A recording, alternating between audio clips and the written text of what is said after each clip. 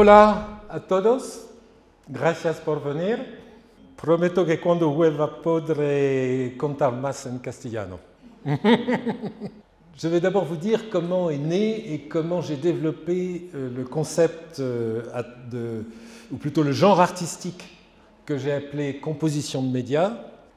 Primero les voy a hablar sobre cómo nació y se desarrolló a través de diversas creaciones el concepto, o mejor dicho, el género artístico que yo llamo composición de medios. Après vous avoir dit comment est né le concept et comment je l'ai développé, je vais vous présenter le diptyque que constituent Brise-Glace et Lac Noir. Et tout cela pour aboutir au projet Lac Noir à Santiago, qui fera l'objet d'un atelier à 17 h. J'espère qu'on sera plus nombreux, et en tout cas je vous y invite. Et entre-temps, vous pourrez voir et entendre, entre les deux séances, vous pourrez voir et entendre quelques petits morceaux de Lac Noir. Les voy a presentar el díptico que forman Brise-Glace o rompehielos en español y el Lac Noir o Lago Negro. Para terminar con mi proyecto de acción artística llamado El Lago Negro en Santiago, que será el tema a tratar en nuestro taller a las 17 horas al que están todos invitados. Mientras tanto, podrán ver y escuchar algunos pequeños extractos de Lac Noir. Alors derrière moi, il y avait, quand vous êtes entrés, pendant quelques secondes, maintenant ça s'est arrêté, ce que j'ai appelé un papier peint vidéo qui est extrait d'une de mes compositions de médias. Je vous en parlerai tout à l'heure. Detrás de mí verán pasar durante algunos segundos un video de tapicería o decoración, lo que yo llamo un papel tapiz audiovisual. Es un extracto de una de mis composiciones de medios de las que hablaré enseguida. Deux idées directrices ont conduit ma relation à la création artistique. Fueron dos ideas principales los que condujeron mi relación a la creación artística. Tout d'abord, le constat très simple et très banal que chaque média particulier de représentation artistique, toile du peintre, peinture à l'huile, à l'eau, au pastel, livre, cinéma, vidéo, son, musique, est un matériau particulier qui inspire des œuvres de nature différente. El primero es que ya sea un cuadro al óleo, al agua o en pastel, un libro, el cine, los videos, los sonidos o la música, el simple hecho de que cada medio de representación artística sea un material que inspira distintas obras, ya que un mismo escultor no hará la misma obra en marfil que con tierra. Alors ça, il a pris de l'avance sur moi. J'allais vous dire, un même sculpteur ne fera pas la même œuvre de terre ou de marbre. C'est pour dire que le matériau inspire la forme et l'idée. Il y a une relation dialectique entre la main, comme le disait un poète, philosophe que j'aime beaucoup, il y a un dialogue constant entre la main et la matière. Ce constat m'a mené à avoir une attention constante à la capacité de chaque média de permettre un genre de représentation que les autres ne permettent pas. Es de aquí que puse especial atención en la capacidad de que cada medio permite un género de representación único. C'est ce qui m'a en particulier conduit à la fin des années 1970 à prendre en considération la bande vidéo comme un média, l'art vidéo comme un genre nouveau et a créé le Festival franco-chilien d'art vidéo. Y es esto lo que me llevó a finales de los años 70 a tomar en consideración las cintas de video como un medio, el videoarte como un nuevo género y a crear el Festival franco-chileno de videoarte. C'est aussi ce qui m'a conduit à réaliser au début des années 1980 les premières éditions critiques d'œuvres de cinéastes consacrées à des écrivains cinéastes, Alain Robbe-Grillet et Marguerite Duras, pour tenter d'approcher le point de bascule entre l'expression d'un même auteur par le livre et par le film, pour essayer de comprendre comment se passait cette bascule et pour quelles raisons. También esto me llevó a realizar, a comienzos de los años 80, las primeras críticas a obras de cineastas y escritores, como Alain Robbe-Grillet y Marguerite Duras, con la intención de mostrar el punto de fluctuación de un mismo autor entre su obra literaria y audiovisual. Ce n'est pas les premières critiques, c'est les premières publications critiques des films. Fue la primera publicación. Critique. Je voulais faire pour les films ce qu'on faisait déjà pour les livres, c'est-à-dire pour les grands romans, par exemple, une édition critique du roman. Voilà. Quería realizar lo mismo que se hace para las películas, en este caso una edición crítica de los libros. La seconde idée est plutôt un sentiment. Le sentiment qu'à chaque époque, il y a un média de référence pour la représentation artistique. Que ce média est celui où est en jeu, où est mise en jeu la représentation du monde. Le média où il y a une relation ontologique forte avec le monde. Peut-être au XVIIIe siècle en France, était-ce le théâtre? Peut-être au XIXe siècle, et sans doute le roman. À la fin du XIXe et au début du XXe, la peinture, puis le cinéma, au milieu du siècle. Mais à la fin du XXe siècle, au début du XXIe, quel serait ce média? Ce n'est ni la télévision, ni Internet, qui ne sont pas en soi des médias d'expression artistique, même s'ils peuvent l'être à la marge, mais qui jouent un autre jeu. La segunda idea es más que nada el sentido de que para cada época existe un medio de referencia para la representación artística. Durante el siglo XVIII en Francia fue el teatro, después las novelas en el siglo XIX. A comienzos del siglo XX fue la pintura y luego el cine.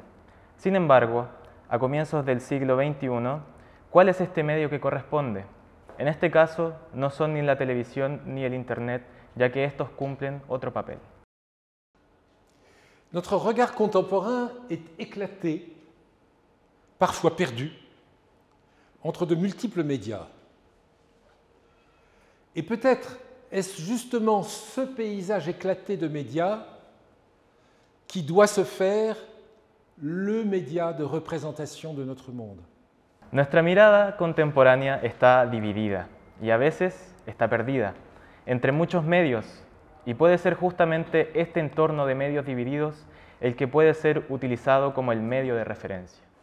Mais la condition pour que ça devienne un média de référence pour la représentation du monde et pour notre époque, il y a une condition, c'est qu'on reste attentif à la capacité d'expression propre à chaque média. C'est à cette condition que nous pourrons faire de ce labyrinthe qui nous entoure et parfois nous oppresse le matériau d'un nouveau genre d'œuvre que j'appelle composition de médias. Aunque solamente si ponemos atención a la forma de expresión de cada medio, es que podemos hacer de este laberinto que nos rodea y a veces nos oprime un nuevo género de obras al que yo llamo composición de medios. On voit bien qu'il s'agit ici de l'inverse du multimédia. Se trata del opuesto al concepto de multimedia. Alors que le multimédia s'efforce de rassembler sur un unique média toutes les capacités d'expression propres à chaque média, les compositions de médias doivent rester attentives aux capacités d'expression de chaque média pour des œuvres différentes, inspirées d'un même motif, j'utilise motif au sens musical, œuvres chacune autonomes et de statut équivalent, mais qui, ensemble, constituent une œuvre unique. Es el opuesto al concepto de multimedia, ya que este se enfoca en reunir en un único medio las capacidades de cada uno, mientras que las composiciones de medios se enfocan en las capacidades de expresión propias de cada uno de ellos para obras diferentes inspiradas por el mismo motivo, hablando musicalmente. Son obras autónomas y equivalentes, pero que juntas construyen una única obra. Así se acerca... Non, Ah, pardon. sera ainsi approché l'irreprésentable, le mystérieux point de bascule d'un média à l'autre du désir de représentation. Así es como se acerca lo irrepresentable, este punto misterioso de pasar de un medio al otro por el deseo de la representación. La première approche de ce genre nouveau fut Piparsod, un village indien, en 1984. El primer acercamiento de este nuevo género fue Piparsod, de 1984. C'était une sorte d'incunable, encore simple, décomposition de médias. Este fue una especie de incunable de mis composiciones de medios. Pour cerner la réalité d'un village du Madhya Pradesh, qui avait fait l'objet d'un film ethnographique 20 ans auparavant, j'ai envoyé dans ce village 2 cinéastes, un Indien et un Français, ainsi qu'une photographe française. Il y a eu donc 3 films, celui d'abord de Raymond Depardon, regard nu de celui qui découvre à l'aide de sa caméra et de l'enregistrement du son une réalité qu'il ne connaît pas, une société dont il ne parle pas la langue, un regard nu. Celui de l'Indien contemporain, un homme politiquement engagé dans les luttes sociales de son pays, puis comme un retour du souvenir, celui de l'ethnologue, et un ensemble de photographies et un livre publiés ensemble dans un coffret que vous pourrez voir ici à côté. Vous verrez quelques minutes du film de Depardon tout à l'heure après cette séance.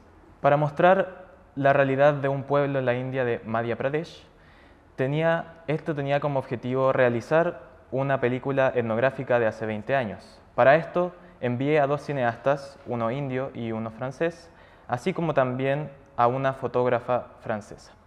De ahí es que salieron 3 obras. La primera era de Depardon, una mirada desnuda de lo que descubrió solamente con la ayuda de su cámara. La segunda era una visión más contemporánea y más comprometida políticamente dentro de las luchas sociales. Y finalmente, como un recuerdo que viene a la mente, estaba la de la etnóloga, que era un conjunto de fotografías y un libro que están publicados en conjunto dentro de una caja que pueden ver aquí, que enseguida también podrán ver el registro de... En 1990, le coffret Vidéopérette fut un des accomplissements de cette idée de composition de médias. J'ai voulu réaliser une mise en espace média d'une œuvre originellement conçue pour le théâtre par notre ami Michel Jaffrenoux, qui a beaucoup participé au festival franco-chilien, mettre en espace cette œuvre sur tous les médias qui nous entourent, chez nous, quand nous sommes assis dans notre fauteuil. Et ça devait être le premier élément d'une collection que j'avais appelée le média fauteuil. En 1990, la caja Vidéopérette fue una de las culminaciones de la idea de esta composición de medios. Yo quise realizar en este caso una puesta en escena de una obra que fue originalmente concebida para el teatro de Michel Jaffrenoux, que participó en el Festival Franco-Chileno, y utilizando todos los medios que nos rodean en nuestras casas cuando estamos sentados en el sofá. Esto es el primer elemento de lo que yo llamo el arte del sofá.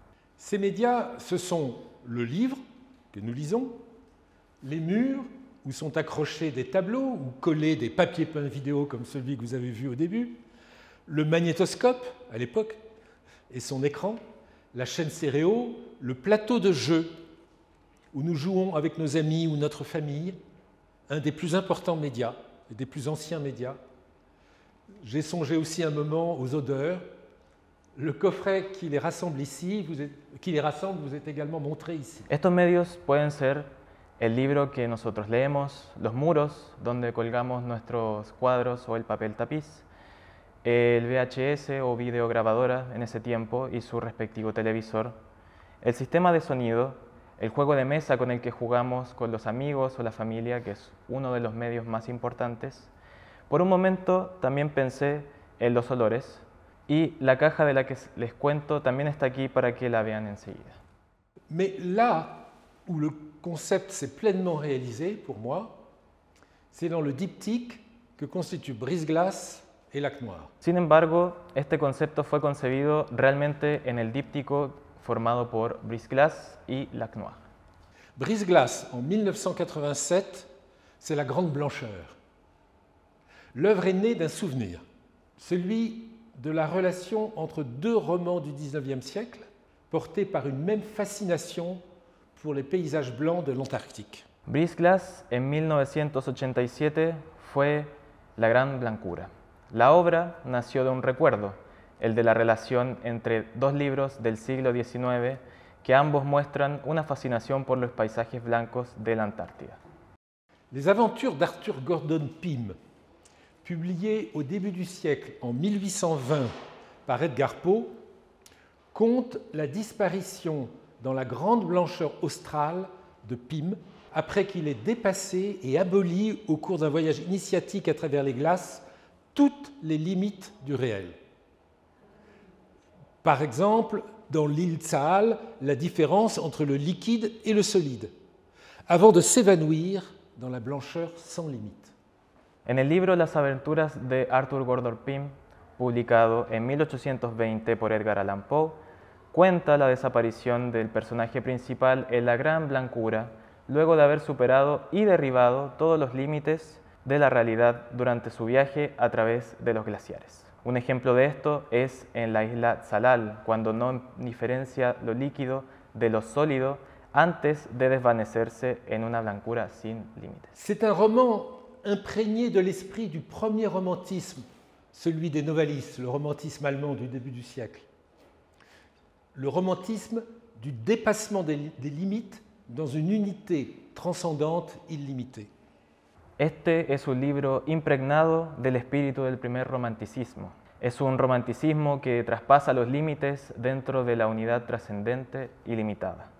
Jules Verne publie 50 ans après, en 1870, Le Sphinx des glaces, qui se donne pour une suite du roman de Edgar Poe. Là, c'est le roman de la déception.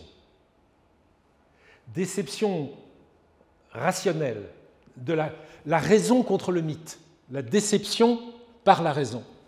50 años después, Julio Verne publica en 1870 La Esfinge de los Hielos, que es considerada como una continuación a la obra de Poe. Este libro se trata de la decepción racional contra el mito. Il ne traite pas de ça, mais il exprime ça.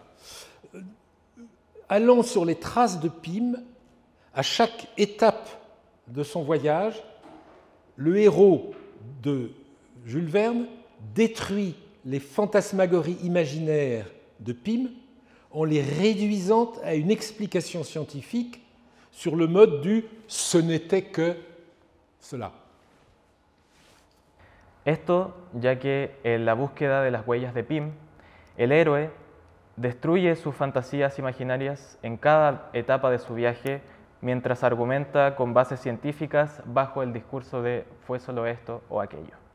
Mais la beauté de la chose, c'est qu'à force d'explications, à la fin, tout bascule à nouveau dans le mythe d'une explication globale. Aunque a pesar de las explicaciones, finalmente todo pasa nuevamente al mito de una explicación global. C'est quand le héros de Jules Verne retrouve le corps de Pym, desséché, crucifié par son fusil de fer sur l'axe magnétique du monde. Esto pasa cuando el héroe encuentra el cuerpo de Pym crucificado por su fusil de hierro pegado al eje magnético de la Tierra. Et Verne explique qu'il y a un minerai de fer qui traverse le globe, où s'accumule l'électricité portée par les vents étésiens circulaires qui tournent autour de la Terre et qui constitue de la Terre un immense électroaimant. Con esto, el héroe concluye de que dentro de la Tierra hay un eje electromagnético gigante que tiene atado al personaje Pym. Il s'agit donc avec ce roman, d'un bout à l'autre du XIXe siècle, de la seconde face du romantisme. Por lo tanto, este libro de fines del siglo XIX habla sobre la segunda cara del romanticismo. Le romantisme de la conquête et de la maîtrise de la terre par l'homme, maître et possesseur de la nature, comme disait Descartes, qui reprend le désir romantique de transparence absolue, dans un désir de maîtrise absolue. Es un romanticismo que trata de la conquista y del dominio de la tierra por el hombre como un maestro poseedor de la naturaleza, que reprime ese deseo romántico de la transparencia absoluta. Après le dépassement par la transcendance, c'est la recherche de l'unité par le dessous. On pourrait dire la transdescendance. Tous deux abolissant, ou toutes deux plutôt abolissant, avec les différences, le monde même. On en voit les effets dévastateurs aujourd'hui.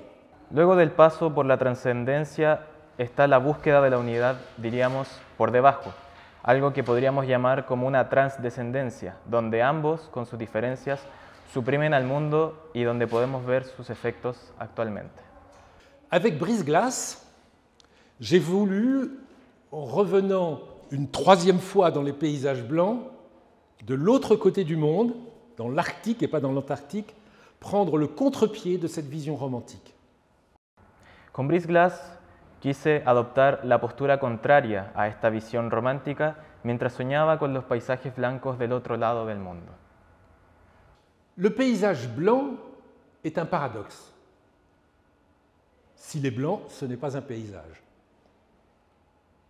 Mais aussitôt, il se divise entre une blancheur du haut et une blancheur du bas, autour de l'horizon. La limite de l'horizon, c'est le point de naissance du paysage. Là où, dans la limite, perpétuellement naît le réel, à partir du néant de l'illimité. C'est le monde perpétuellement naissant, dans la limite. Este paisaje blanco es una paradoja. Si es blanco, podemos concluir que entonces no es un paisaje, pero también este se divide a lo largo del horizonte en un blanco hacia arriba y otro blanco hacia abajo. Entonces, el límite del horizonte es el punto donde nace el paisaje. Aquí es donde la realidad nace siempre de la nada, de lo ilimitado.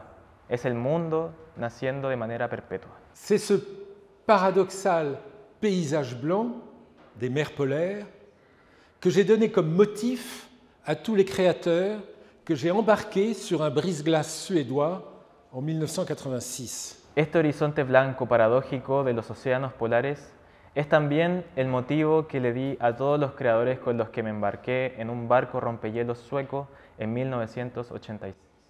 Il y eut à la poursuite du fuyant paysage blanc, le Moby Dick des paysages, 3 cinéastes, un compositeur de musique acousmatique, une photographe, un créateur radiophonique, et je me chargeais du livre. En este viaje habían 3 cineastas, un compositor de música acusmática, una fotógrafa y un creador radiofónico, y yo me encargué del libro. Il s'agissait de représenter l'irreprésentable limite par l'interstice même entre les œuvres, par une dramaturgie de médias qui a utilisé le cinéma et la télévision. Le film, prix des cinémas d'art au Festival de Berlin, a été diffusé par Arte.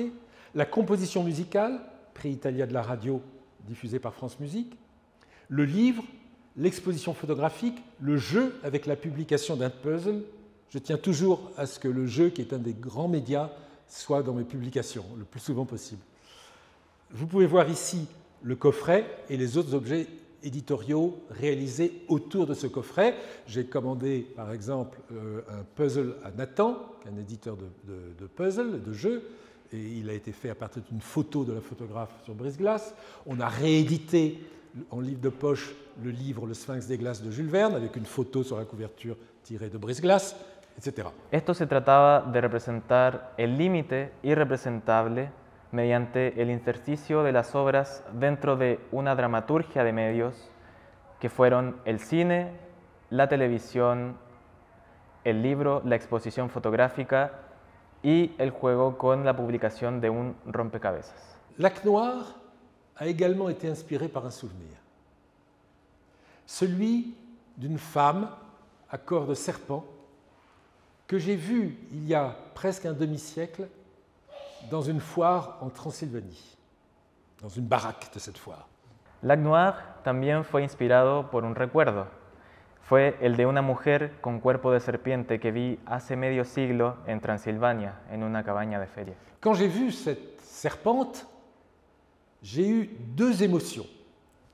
Ou plutôt, une première émotion quand je l'ai vue et une deuxième à mon retour. Là-bas, ce fut d'assister à la représentation un peu maladroite d'un très vieux mythe de nos campagnes européennes, celui de la féconde serpente qui incarne les forces souterraines, chtoniques diraient les Grecs, les forces qui président au changement des saisons, printemps ou automne, une divinité des sources et des fruits de la terre, et d'y assister au milieu de paysans hésitant entre le rire et l'émotion, comme à la naissance d'un sentiment affaibli du sacré. Primero fue la emoción de presenciar esta representación, aunque un poco burda, de un mito muy antiguo de los campos de Europa. Es el de la serpiente fecunda que encarna a las fuerzas subterráneas, a las fuerzas cetónicas o telúricas, como dirían los griegos, durante los cambios de temporada, ya sea primavera u otoño, a la divinidad de fuentes y de frutos de la tierra, y poder experimentar esto en medio de los campesinos que vacilaban entre la risa y la emoción fue como un leve sentimiento más cercano a lo sagrado. En France, on l'appelle Mélusine. C'est celle du cri de la fée du poème de Gérard de Nerval. La seconde émotion, ce fut de retour en France, quand fut développée la photo que j'avais prise, que j'avais volée au passage dans cette baraque obscure, et où je vis le trucage de miroirs qui escamotait le corps et le remplaçait par une image. La segunda emoción fue cuando volví a Francia a revelar la foto que tomé disimuladamente de esta mujer, ya que vi el efecto que hacían los espejos para desaparecer el cuerpo y lo reemplazaban con una imagen. Parce que par ce jeu de miroirs et d'images, au vieux mythe se nouait la modernité des représentations photographiques et cinématographiques. Aquí es donde cobraba vida el viejo mito, con el juego de los espejos e imágenes, con la modernidad de las representaciones fotográficas y cinematográficas. Ces émotions se sont transformées peu à peu en une fascination pour, non pas le souvenir, mais pour l'imagination de ce point bleu au flanc de la serpente, où ce n'est ni de la chair, ni de l'écaille. Poco a poco, estas emociones se transformaron en una fascinación por esa mancha azul que estaba al costado de la serpiente, donde no había ni carne ni escamas. Le point du passage, le point de la métamorphose, le point aussi de la métaphore, puisque le cinéma et la photographie sont là, la poésie est là. Une fois encore, le point de la limite et du jeu de la limite. Este punto de paso es de la metamorfosis como también de una metáfora, que una vez más juega con los límites. En 1976, je n'avais fait que 2 rouleaux de photographie noir et blanc. En 1976 solamente tenía 2 rollos de fotos en blanco y negro.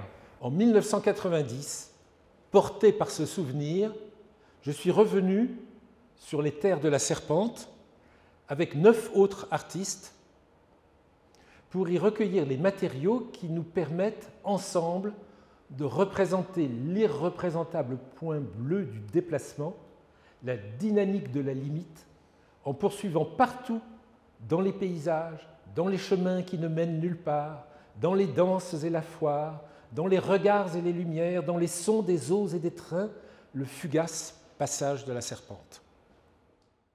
En 1990, y liderado por este recuerdo, viajé con otros 9 artistas a las tierras de esta serpiente para registrar el material que nos permitió en conjunto representar la mancha azul irrepresentable del desplazamiento, el paso fugaz de esta serpiente que aparecía en la dinámica del límite que continuaba en todos los paisajes y todos los caminos que no llevaban a ningún lado, en los bailes y la feria, en las miradas y las luces, en los sonidos del agua y de los trenes. En 1992, je suis revenu tourner un film.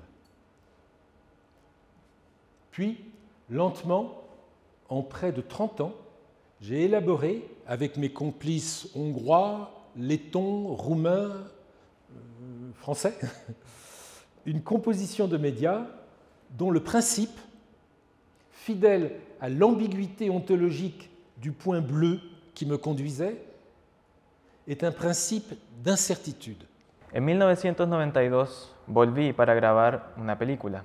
Luego, lentamente y en casi 30 años, elaboré junto con mis colegas húngaros, letones y franceses. Voilà. Voilà, pardon. De la película, voilà. Letones, rumanos y franceses, una composición de medios cuyo principio, que estaba fiel a esta ambigüedad ontológica de la mancha azul que me llevaba, era un principio de incertitude. Incertitude dans chaque œuvre entre le point de vue documentaire et le point de vue imaginaire, entre ce qui est trouvé et ce qui est inventé. Non pour tromper, mais pour troubler. Esta incertidumbre en cada obra estaba entre el punto de vista documentado y la perspectiva imaginaria, entre lo real y lo inventado, y todo esto no para engañar, sino para inquietar. Changer mon désir, l'objet de tout cela, c'était de changer notre regard, de tenter de lui faire quitter sa verticalité arrogante pour lui faire retrouver l'horizontalité fluide de nos vieilles serpentes qui caressent le monde et ne le détruisent pas. Todo esto para cambiar nuestra mirada, intentar de quitar esta verticalidad arrogante por una horizontalidad fluida de nuestras antiguas serpientes que acarician este mundo en vez de destruirlo. 24 œuvres sont nées ainsi. Livres, vidéos, films, composition musicale, installation vidéo, mise en espace sonore, ensemble photographique, sculpture, que j'ai assemblé en 2019 en une scénographie dans un château Renaissance de Bourgogne et dans les hospices gothiques de Tonnerre. De aquí nacieron 24 obras, libros, videos, películas, composiciones musicales, videos ambientales, puestas en escenas sonoras, conjuntos fotográficos y esculturas que instalé en 2019 en una escenografía dentro de un castillo renacentista de la región de Borgoña y en los asilos góticos de la comuna de Tonnerre. Le livre, par exemple, que j'ai écrit et qui fera l'objet d'une présentation spéciale à 18h30, à 6h30, se présente comme un récit ethnographique où il est difficile de discerner le vrai du faux. Et il comporte une anthologie d'écrivains de la région, mais on aura du mal à trouver la référence de ces écrivains sur Internet. Este libro del cual les hablo es el tema que veremos más adelante a las 6:30 y del que no podrán encontrar quizás muchas referencias de autores en Internet. Je voudrais maintenant faire se rencontrer la serpente de Transylvanie et celle du Mapocho. Mon projet pour Santiago est différent de celui que j'ai réalisé en France. Il s'agirait cette fois-ci non pas de tout rassembler en un seul lieu, mais d'inscrire le corps de la serpente à travers la ville, dans une sorte de scénographie urbaine, comme une projection terrestre d'une constellation imaginaire de la serpente, où chaque lieu de présentation d'une partie de son corps serait une étoile de cette constellation. Mais cela, c'est l'objet de notre prochain atelier à 17h. Il est 16h, donc nous avons, puisqu'on a commencé un peu en retard, quelques minutes, si vous voulez, pour quelques échanges avec vous.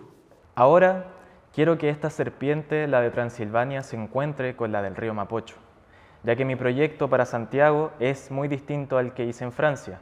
Se trata de trazar el cuerpo de la serpiente a través de la ciudad como una proyección terrestre de una constelación imaginaria, donde cada lugar de presentación de una parte de su cuerpo sea una estrella de esta constelación. Pero esto lo veremos en nuestro taller a las 5. Mais pour l'instant, comme on a quelques minutes encore, on va, si vous avez des questions à me poser, allez-y. Hein, je veux dire, si vous n'avez aucune question, n'hésitez pas. À ce moment-là, on va passer. Là, on va voir quelques images du film de Depardon qu'il avait tourné dans le village indien. Pas la totalité du film. C'est un film que j'aime beaucoup et c'est un genre que j'ai toujours demandé. C'est celui que je ferai plus tard d'ailleurs avec Brise-Glace en demandant à Jean Rouch d'être le premier à découvrir la réalité qu'il ne connaît pas juste avec l'image et avec le son, sans dialogue. Voilà, on ne connaît pas la langue, on ne connaît rien, donc on a juste cet instrument extraordinaire pour essayer de comprendre ce qui se passe. Et alors il a simplement, Depardon, posé sa caméra dans différents endroits du village, comme s'il posait un piège pour les poissons, une nasse pour les poissons, et puis il a enregistré ce qui se passe. Voilà. Il a fait comme ça une série de regards avec du son et de l'image. Alors, la vidéo que j'ai apportée, qui est conservée par la Bibliothèque nationale, la couleur s'est un peu affaiblie. Mais ça a été tourné en Super 16 mm. Le Super 16, le négatif, est conservé ailleurs, dans le conservatoire du cinéma. Bon, alors, donc vous allez voir quelque chose avec une image un peu affaiblie. Mais ce n'est pas grave, ça vous donnera l'esprit de la chose. Et la composition que j'avais faite de ces films, c'était d'abord le regard, parce que c'était fait pour un spectateur français, enfin en tout cas non indien, c'est-à-dire d'abord le regard nu, ensuite la pénétration dans les luttes sociales, et ensuite le souvenir qui revient avec le film qui avait été fait 20 ans auparavant, mais qui revient par-dessous, comme une référence. Et ce n'était pas du tout une diffusion pédagogique en disant voilà, on commence par comprendre ce qui se passe dans le village, ensuite et on finit par l'étranger. Non, c'est exactement l'inverse. Donc j'ai appelé ça 3, 2, 1. Puis personne 3, puis personne 2, puis personne 1. Voilà. Bon, débrouille-toi. Oui. Bueno, habló de... Là, on est dans l'improvisation, il va être un peu perdu. Bueno, habló de el filme de Depardon, que básicamente trata de solamente un registro con una cámara estática, no hay diálogo ni nada, que luego hará el lienzo entre Brise-Glace y el Depardon.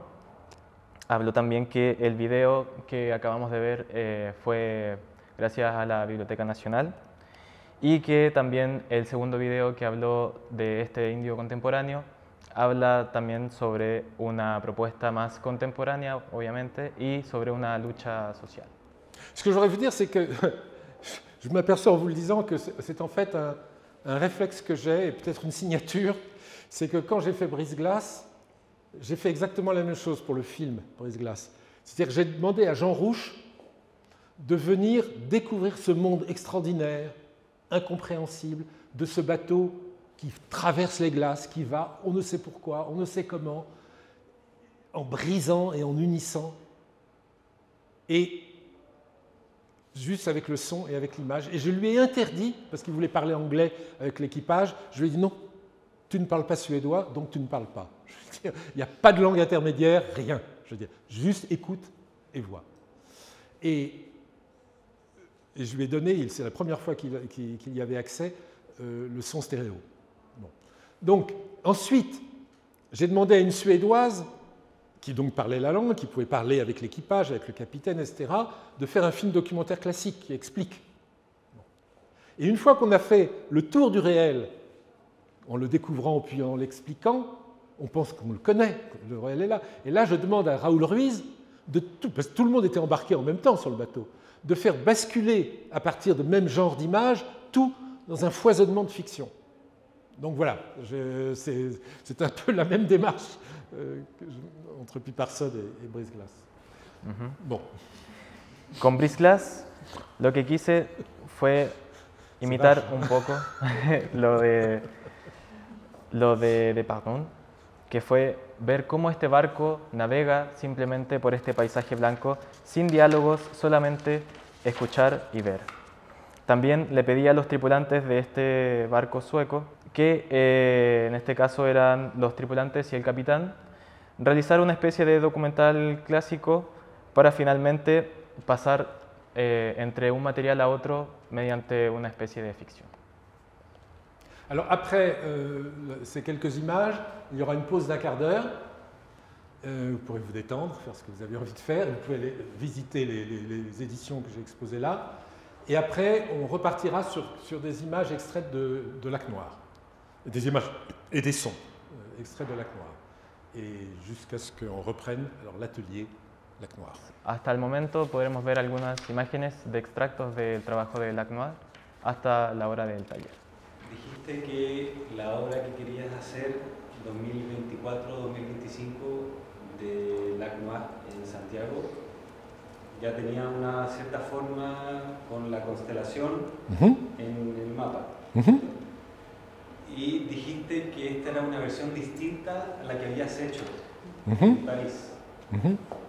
¿Cuál es la diferencia? ¿Cómo es la que Alors, la différence, l'idée de Lac Noir, la serpente est une divinité liée à un lieu.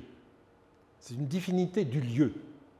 Comme ces très anciens dieux, les premiers dieux romains ou grecs qui étaient liés à un paysage, la corne d'un bois, le ré d'un bois, une clairière, etc.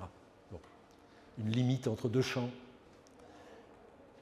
Donc, quand je mets en espace Lac Noir,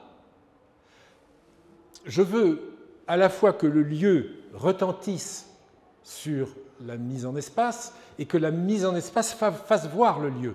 C'est là que peut naître ce sentiment du lieu. Heidegger disait qu'un temple grec, ce n'est pas une œuvre isolée. C'est la relation entre un temple et son paysage qui l'entoure. Et c'est dans cette relation qu'arrive l'émotion qui nous enracine au monde et qui nous, tout d'un coup, fait voir le monde. Donc, c'est ça que je veux faire. Ce qui veut dire qu'à chaque fois que j'entreprends de faire, et c'est seulement la seconde fois malheureusement, mais que j'entreprendrai de faire Lac Noir ailleurs, ce sera une vision différente. Les œuvres sont les mêmes, mais c'est la relation entre les œuvres qui devient différente. Au lieu de faire une scénographie où on part d'un point, il y a une entrée, bon, donc j'oblige les gens à passer par là, et puis il y a tout un parcours que j'ai composé. Là, je vais composer un parcours, mais un parcours ouvert. Et au lieu de rassembler dans un lieu, je disperse dans une ville. Pourquoi aussi? Parce que Mélusine, les serpentes, sont des êtres de la campagne, de la nature, de la fructification, etc. Mais ce sont aussi des constructeurs. Quand Mélusine, en France, a épousé Raymond de Lusignan, tout d'un coup, est devenu riche, a eu beaucoup d'enfants, c'est le côté fécondateur des serpentes, la nature, les saisons, les fructifications, etc. Mais aussi, il s'est mis à construire de multiples châteaux. Donc, c'est une divinité finalement autant urbaine que campagnarde. La première représentation, je l'ai faite dans un relais de chasse de la Renaissance, en Bourgogne, qui est donc environné par la nature. Et là, je voudrais accentuer le côté urbain et le côté constructeur, architecte de la serpente. Básicamente la diferencia está en el lugar que toma esta composición de medios. Como dijo Pascal, la primera escenografía que hizo tenía que ver más con una versión más local, algo como esta divinidad que habla de la fructificación, de las fuerzas de la naturaleza.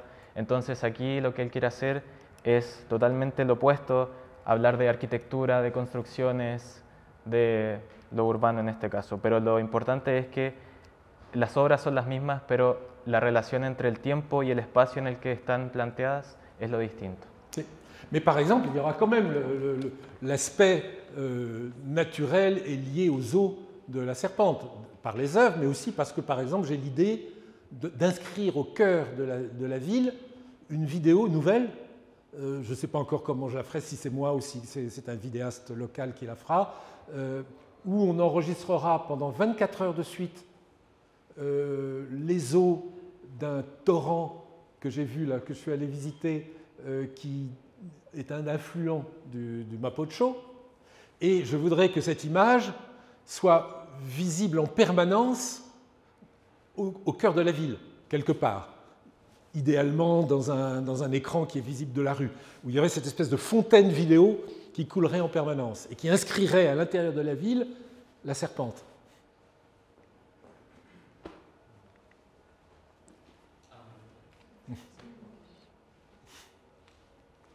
Mathias, tu peux prendre le relais et traduire, hein, si tu veux. Non, ça va. Merci. Bon, bah, à tout à l'heure. On va commencer.